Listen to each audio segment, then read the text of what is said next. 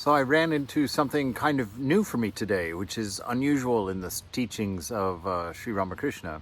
It's one of his maxims that I read here. It says, "The washerman keeps a large store of unwashed clothes in his house, but these are not his, obviously. As soon as the clothes are washed, his room becomes empty. Men having no original thoughts of their own are like the washerman. Be not a washerman in your thoughts." I love that idea. To be an original thinker, to be a thinker, really. You know, we are in a new media age, there's no doubt. And the things that are unfolding right now, there's so many things to consider and to talk about. And as I browse the internet or watch the news, I see lots of opinion and analysis, but not a whole lot of the facts that you need in order to build healthy opinions and analysis.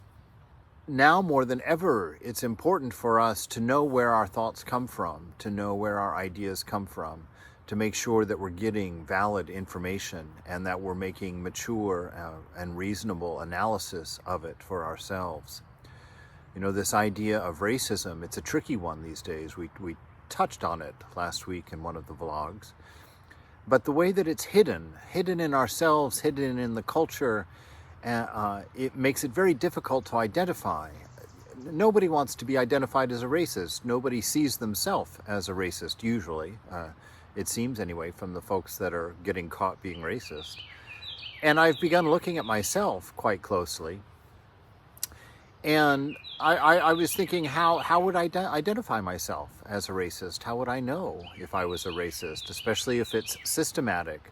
You know, there's a great art piece that I looked at this week that talked about how difficult it is to see the white of a page when it's written on, because it's the black ink that has the message, and you don't notice the white, which, you know, the art's much more involved in that. But the idea is that if our culture or if our society is enculturated to be racist in sort of a habitual way, it's not going to be obvious to those of us that live in it.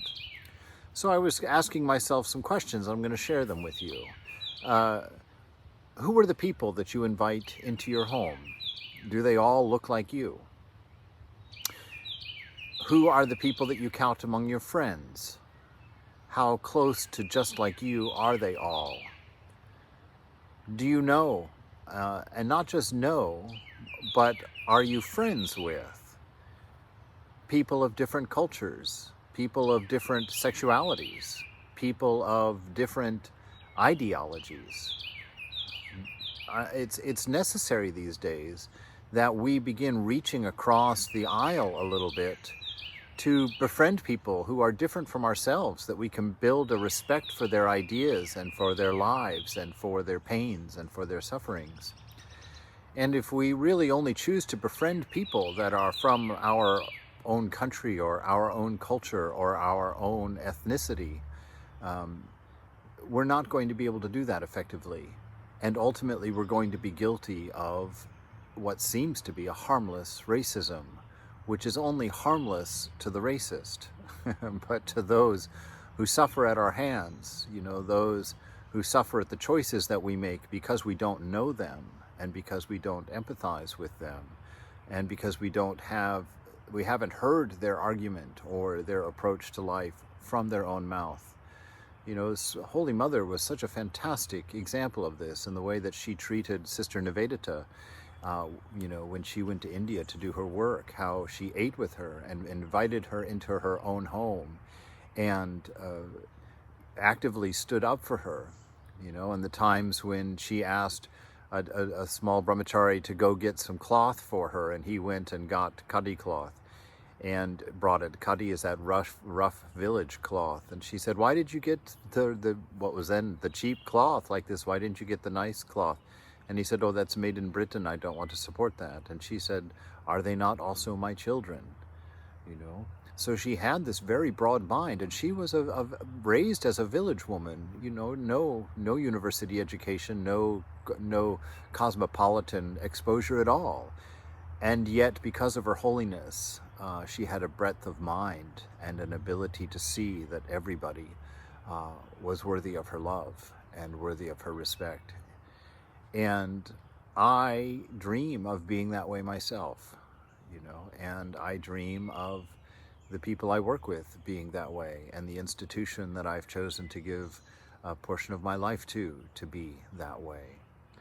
So I invite you today, let these current events and let this teaching of the Master to not be someone whose thoughts are given to them, not someone whose thoughts are borrowed, but to be an original thinker by asking yourself the hard questions, by looking at the facts and making a truthful and honest analysis of them in regards to ourselves.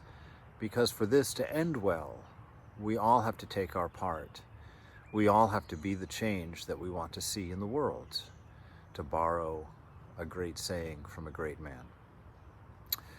Gandhi, incidentally, of course, if that wasn't obvious.